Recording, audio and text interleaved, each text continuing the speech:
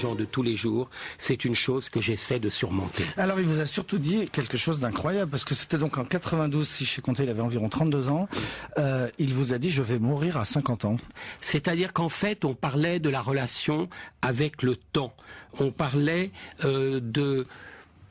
Et je lui ai posé la question, comme je fais dans chaque interview. J'ai osé lui poser la question, mais dans la gaieté, parce que je posais la question à un homme heureux. Michael Jackson était le roi de la pop, mais il était aussi, semble-t-il, un homme comblé par ce voyage. Et c'est peut-être à cause de ce retour à la terre, à lui-même, à ses ancêtres, qu'il m'a parlé comme ça. Mais je lui ai dit, à quel âge souhaiteriez-vous disparaître? Et en souriant, sans souci, il m'a répondu à 50 ans. Et comme cette phrase résonne aujourd'hui pour moi, elle résonne comme la phrase de la délivrance.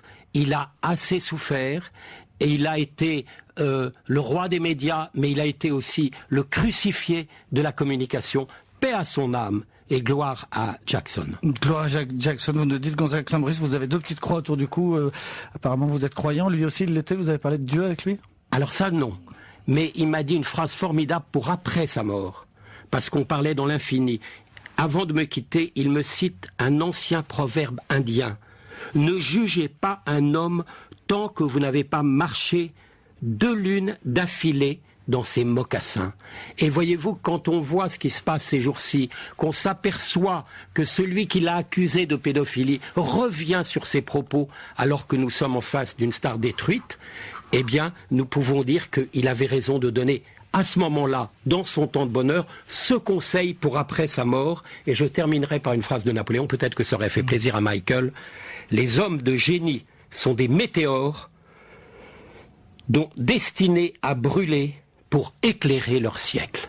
Gonzague Saint-Brice qui a marché dans les mocassins de Michael Jackson en Afrique pendant plusieurs lunes.